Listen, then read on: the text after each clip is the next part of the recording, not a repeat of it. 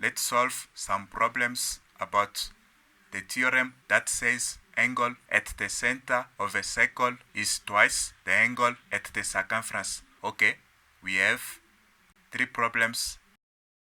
Okay, we are going to solve the 3 problems. Okay, so we start with problem number 1. Okay, problem number 1.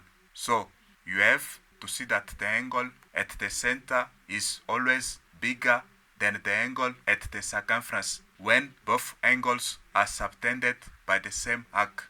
Okay, in this case, if you take your pencil, you can see this angle at the center is subtended by the arc BC. Even the angle at the circumference is also subtended by the same arc. Okay, so you can see the arc is BC. Okay, so when you have the angle at the center and the angle at the circumference subtended by the same arc, okay, you can see using the arrows both angles are subtended by the same arc, in this case by the arc BC. You can follow the lines you are going to see. Let me show you. This angle at the center is subtended by the arc BC.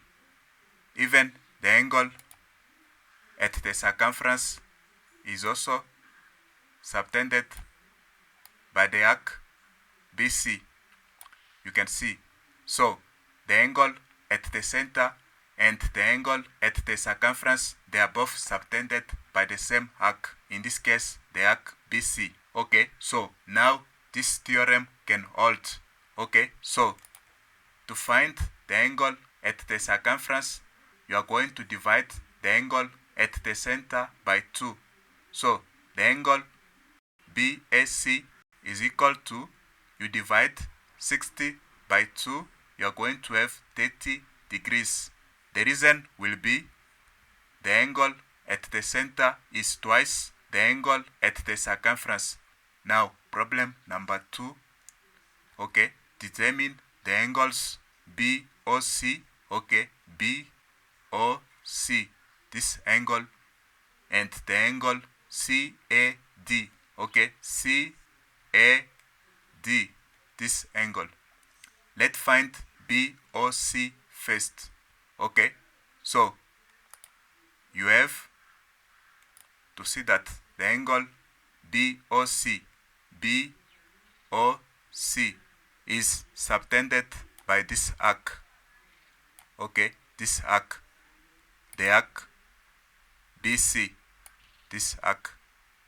Now you have to find another angle. This is an angle at the center. You have to find another angle at the circumference which is subtended by the same arc, the arc BC. So can you see this angle BAC, 21 degrees? This angle is also subtended by the same arc, the arc BC. So when you have this condition, now you can combine the angle at the center and the angle at the circumference using this theorem. Okay, so at the circumference you have 21 degrees.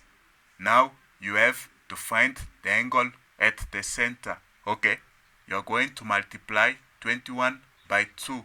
So you are going to have 42 degrees. You are going to have BOC is equal to 42 degrees. The reason is angle at the center is twice the angle at the circumference. Now angle CAD, you have to see that the angle CAD is subtended by this arc CD, this arc CD.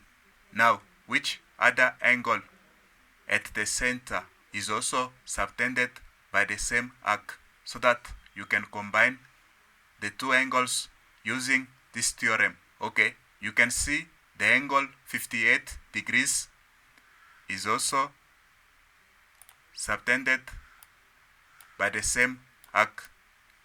You can see, you can follow the lines. You are going to see that both angles are subtended by the same arc. You can see they are all subtended by the arc CD. So now you can use this theorem. Okay, so the angle CAD is equal to, you are going to divide by 2. The angle at the center is always bigger than the angle at the circumference. So this is equal to 29 degrees. Okay, 58 divided by 2, you have 29 degrees. The reason is angle at the center is twice the angle at the circumference. Now, problem number 3. Okay, solution. Determine the angles FAE, FBE, FCE, FDE. Okay, FAE, this angle, FBE, this angle, FCE, this angle, FDE, this angle. Okay, you have the angle at the center, which is 19 degrees. Okay, so when you check, you can see the angle at the center is subtended by this arc. Okay, the arc FE, this arc FE. You also have to check that the angle at the circumference, they are also subtended by this arc, so that you can use this theorem. Okay, so when you check, you can see the angle FAE is also subtended by this arc. The angle FBE is also subtended by the same arc. The angle FCE is also subtended by the same arc. The angle FDE is also subtended by the same arc FE. You can follow your lines. You are going to see that if you want. If you follow the lines, you can see. If you follow the lines, you can see. You can see. Okay, you can see. So this angle and this angle and this angle and this angle, they are all subtended by the arc FE, and the angle at the center is also subtended by the arc FE. So you can combine these angles with the angle at the center using this theorem. Okay, so let me erase everything. So let's get the angle FAE. FAE is equal to, you are going to divide 19 by 2, which is 9.5 degrees. The reason for this will be angle at the center is twice angle at the circumference. Now FAE, okay, this angle is equal to the angle FBE is equal to the angle FCE. This angle is equal to the angle FDE because they are subtended by the same arc, and you have these angles are on the circumference. Okay, so they are going to be 9.5 degrees. The reason can be angle at the center is twice angle at the circumference, or you can say angles in the same segment. Okay, angles in the same segment, because if you draw a chord from F to E, now you are going to see that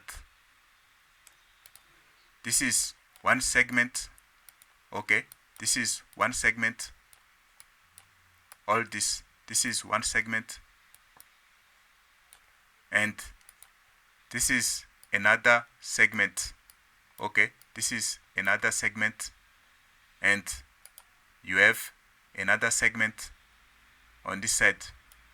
When you have a chord from F to E, you have two segments. So you have this angle and this angle and this angle. They are on the same segment. Okay, angles in the same segment. You have to make sure they are subtended by the same arc. So the reason can be angles in the same segment. This reason can be written like this, or you can say angles at the circumference. Okay, angles at the circumference subtended by the same arc. We are going to see this in 14 of 25. Okay, for now we are done.